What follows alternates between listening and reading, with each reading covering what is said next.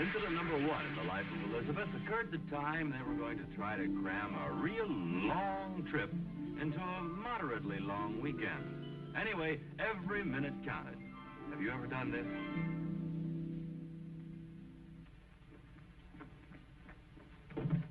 Elizabeth, how are you today? Hasn't the mailman shown up yet? Well, can't you leave till he arrives? Oh, he's bringing a check. Well, what kind of a check? Are you chewing a bone? You and me, us? He's bringing a bonus check. Is he here yet? No. Are you sure your bonus check is in the mail? That Cincinnati office never missed yet. This is the day it always arrives, so just calm down. You got the camera and the maps? They're in the car. See 'em? No. You got the camera and the maps? They're in the car. You don't suppose we can leave without the check, do you? Oh, honey, we'd never get past Santa Barbara. So then I think we'll just sit down and wait for the mailman.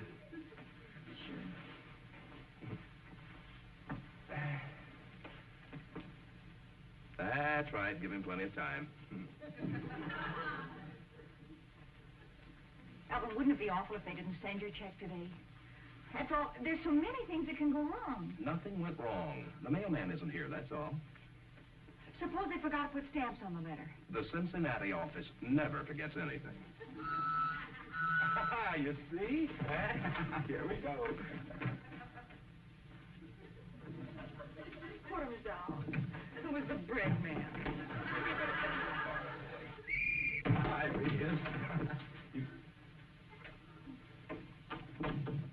Now, honey, don't look so brought down.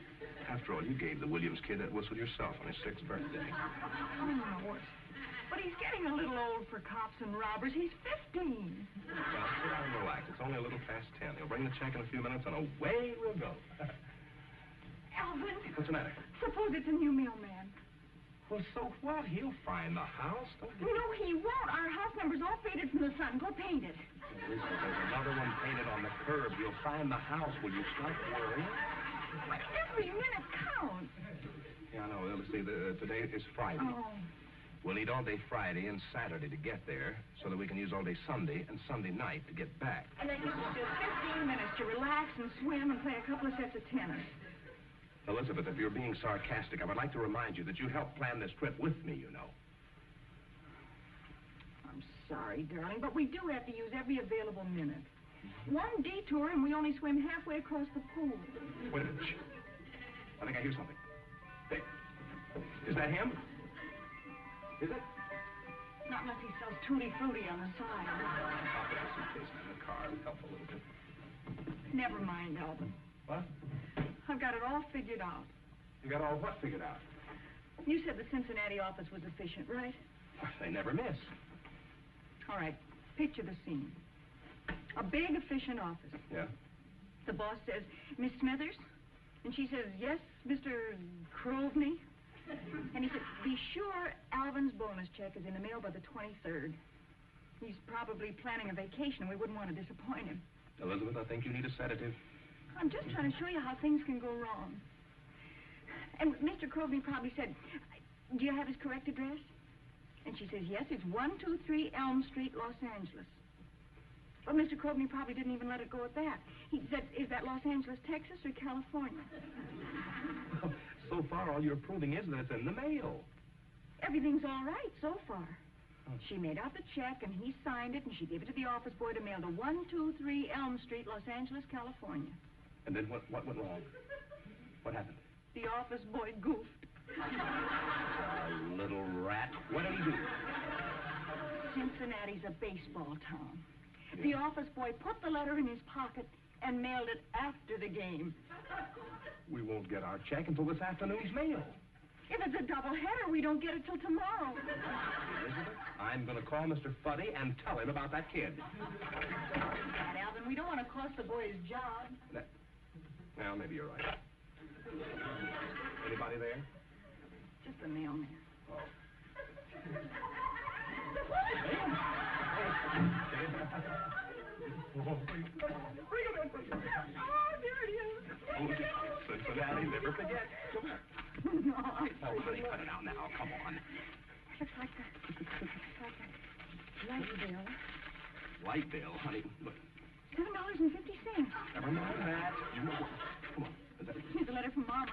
You want to read it? Yep. Honey, cut out. No. Rude. Here's a card from the light company. Want to know why we don't pay our $7.50 light bill? What is that? What is that? Will you stop acting like the queen, baby? Open it. Here we go. Come on.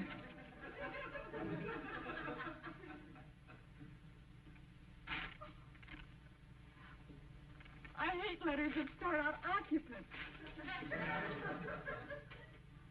Elizabeth, the office boy has got to go. Hello. Oh, hello, Mrs. Skinridge. Bags away. No, You what? Don't go away. Stay right there. I'll send the office boy after it. I'll put that in the mailbox. All right. Thank you, Miss Skinridge. Goodbye. Who was it? It wasn't you, mailman. He delivered your check to Mrs. Skinridge. She accidentally steamed it open by mistake. How much?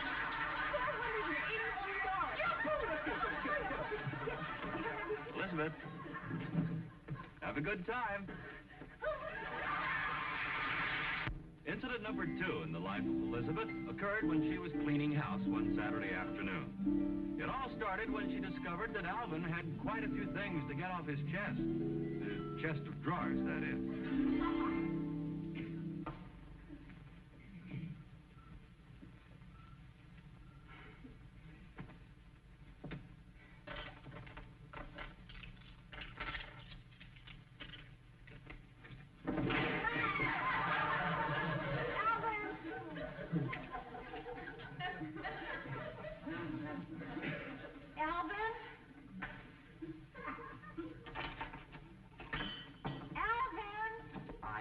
Stole one little piece of cake, and if a man can't take a piece of cake without his wife screeching all over the house, then something ought to be done. Honey, I'm thinking you're going into show business. Oh, brother, here we go again. No, really, it's a magic act. Now watch. Watch. I call it Vesuvius in eruption. Oh, listen, you are a sarcastic, nasty little woman. Thank you, darling. Oh, now, as an encore, I'm going to figure out what some of this stuff is. Honey, cut it out. Now, you're getting everything all mixed up. Worry about it, honey. You can always rearrange it with an egg beater. No kidding. Honey, there's a lot of stuff here that I need. I bet there are a lot of little goodies here. Stuff back where it belongs. Now, here, honey, look at this. What? Here's a program to a show we went to 3 months ago. Oh, I'm glad you didn't lose that. There are a lot of important phone numbers on this, Elizabeth. A lot of important numbers on these match covers here, too. See all these empty covers? Look there. See? Oh, I thought you'd found a new way to cut down on your smoking. Come with me, Elizabeth. I want to show you something. What? That's your dressing table, right? Yeah. Nary a phone number in sight. And as we approach Elizabeth's dressing table, we see useless perfume bottles, row on row. And in the southern part of the island, which is known as the land of the broken compact, we slowly open the drawer. Oh, no, we don't. Back to Vesuvius. Come on. I'm up to you and your little trick. Changing the subject. I learned it from you. No kidding, honey. Cut it out now, will you? Seriously, honey, what is all this stuff? 4 cufflinks? I'm reasonably certain you only have 2 arms. Oh, honey. Look, you must remember, dear. Were you a warden in your spare time? Elizabeth, we men, you know, we are not fortunate enough to carry things around in our purse. All of this came out of the suit that I sent to the cleaners yesterday. Leave it alone. Maybe take a better look at that suit. What's that rubber pocket? What's this? Wait, give me that. Give me that. Give me No, wait. Oh, Joe's garage. Well, at the very least, Elmer's Delicatessen. Phone numbers, just phone. How come just phone numbers and no names? I remember the names. Right, whose number is this? Marzipan, 87691. The City Hall. Wait a minute. How can you tell if I'm right? I have the most wonderful little book right here. It's known as the telephone directory. Oh, that's very funny. City Hall, you're right. You see? Whose number is this? Plymouth 78431762X2811 9404311 2947857 Elizabeth. 811 4. That happens to be the serial number of my dad's car. But since you're being so snug about this, let's take another little trip back to the land of the perfume bottles. Now, as we enter... no, you don't. Back to the... Hold your hand over here like this, so we don't get hit in the face. All right. No, really not. Okay. Oh, honey. Look, why do we have to do this now? I know where everything is. Will you cut it out? Well, the way I see it is this, Alvin. I'm apt to wander in here and open this drawer by mistake sometime, right? Oh, stop. Well, really, and if this stuff jumps out at me, I'm going to be scared, and I'll probably faint, and I might fall in the middle of all this, and you never would find me. Funny. Then you'd have to hire a safari, and you know how expensive they are. I might starve. Elizabeth, to get back to the original question, why are we doing this now? Because I want to reline all the drawers today. Oh, Alvin, now here's something you really need. A broken boomerang. Hand me that, Elizabeth. Next time we're in Australia, we're going to have it repaired. This is not a broken boomerang. It's a warped ruler. We're now about to hear a funny joke. No, really, it's a foot from here to here, right? It's a foot. That's one foot that'll never have fallen arches. I made that up. I don't think I worded it right. Well... Boy, you've told some bad ones in your time, but that was worst of the bunch. You just don't appreciate me and... Fallen arches. Oh, honey, now what's your perfectly good jacket doing just crammed in with everything else? I'll hang it up where it belongs. Honestly, you men, you cram everything into a little tiny space.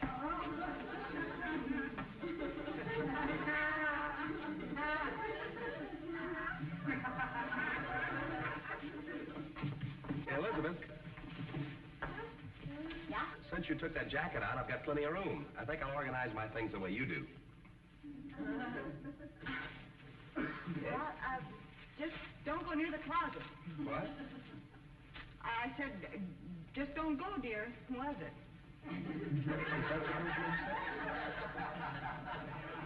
I don't think I worded it right. Oh, I see. It's another one of your crackpot jokes. Look, you can do this by yourself, honey. I have work to do. Wait a minute. I think I want to open this. I'll bet it's worse mess than mine was. Go ahead. Watch your face. And that. See? Packed tightly but neatly. Yeah. Not so fast. Not so fast. Wait a minute.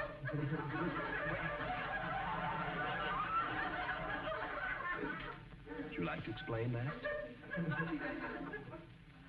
Yeast?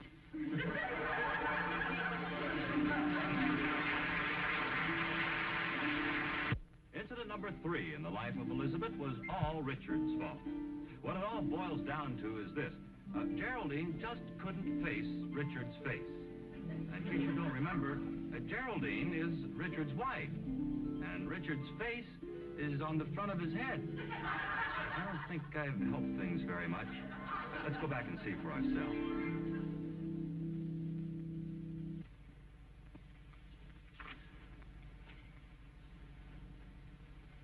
Getting late.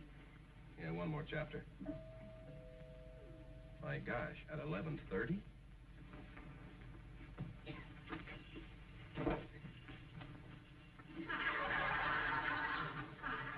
Geraldine. Honey, put your shoes on. And go put on a decent shirt. Be right there. Well, if she comes calling at this hour, she ought to take us as is. See if you do that in the other room. Hey, maybe Richard's been See, hurt. emergency. Emergency. Oh, yes. Oh, that's all. Geraldine. Oh.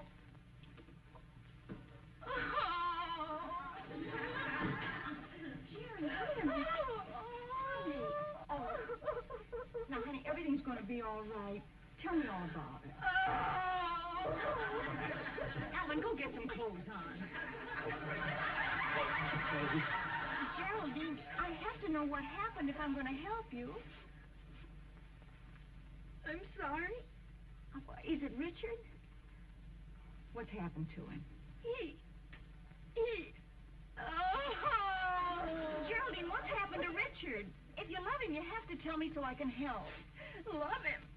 I hate him. Well, that's more... Geraldine, I'm talking about Richard. So am I. Big, stupid Richard. Tell me what he's done.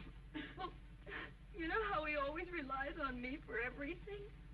Now, I know he depends on you a lot. When you have a paper head, you have to rely on something. You still haven't told me what he did. 6'3" of nothing. And all our married life, he's never done a thing without first consulting me, and now this.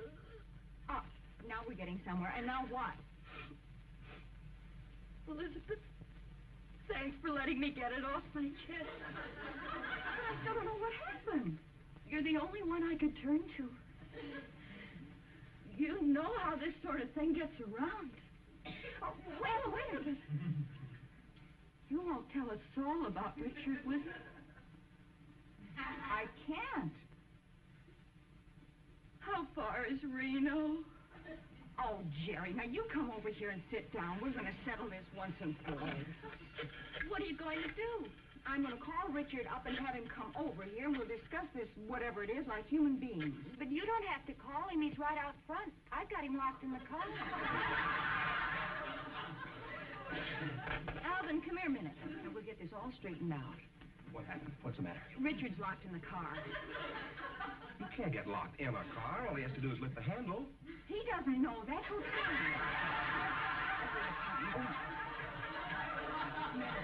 Baby, now tell me what happened. I just can't get over it. It's almost like a declaration of independence. Geraldine, I'm going to ask you a direct question, and I want a direct answer. What's Richard done? Haven't I told you? You haven't told me at least 6 different times. Well, you'll see for yourself the minute he walks in here. He won't come in. He's listening to a program on the car radio. Imagine. Richard! Told her to cut that out. It's 11:30. Alvin, did you walk across that wet lawn in your bare socks? Bare socks. Honey, I told you. Put some slippers on or something. Go on. Look, no one but Richard could cause a trouble like this. Go on. Elizabeth, now you stand right over here. I want you to get the full impact when he walks in. Hi, Elizabeth. Hello, Lovey. Hi. Say, let's all go out and sit in the car. There's a wonderful program on. If I know you were listening to the heater. You don't see anything. You don't. Look at that face.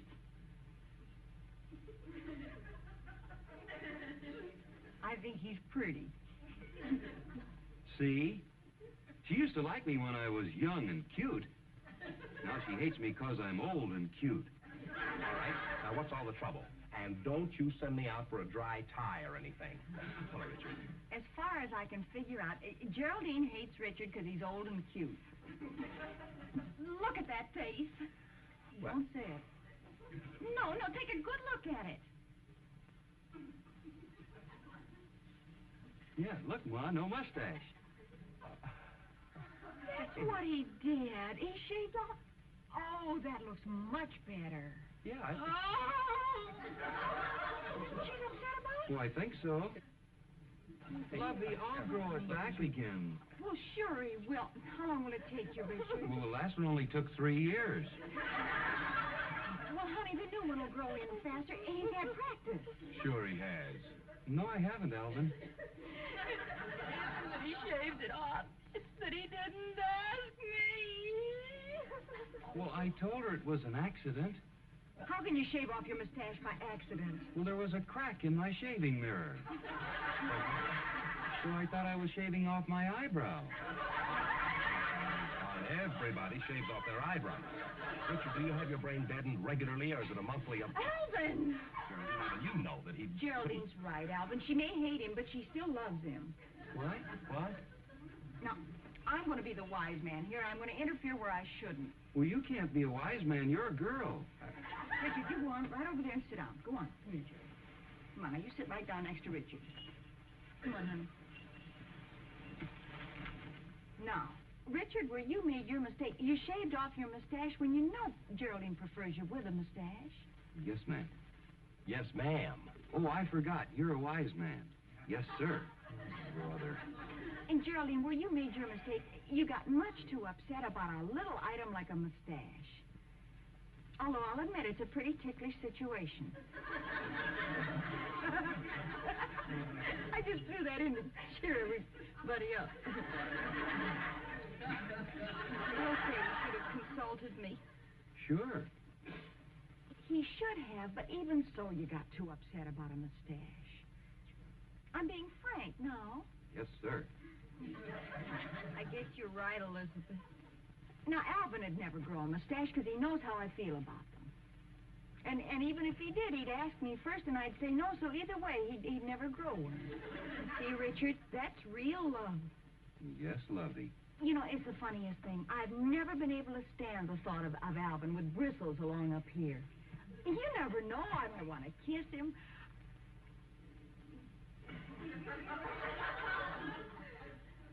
Alvin, do this. Oh, don't be silly. Tell us, what was the program in the car? Albert, Oh, do it's this. real fine, really. Do this, Richard. Now, this, Alvin. So watch me, Alan.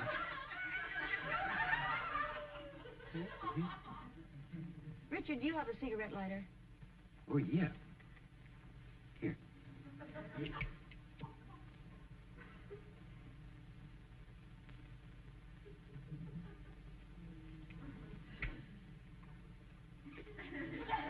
What's the matter, Elizabeth? Nothing. Honey, look, I'll cut it off in the morning. It's just a... It's nothing. Let's talk about something else. Well, I don't know what we're talking about now. Alvin's wearing a mustache, and he didn't tell Elizabeth about it. Oh. Elizabeth, honey.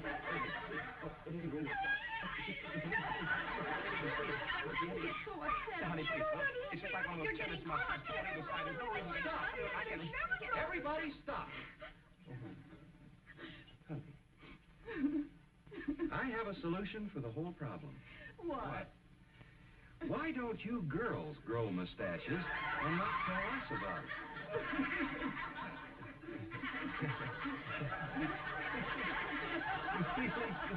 You mean it? Oh,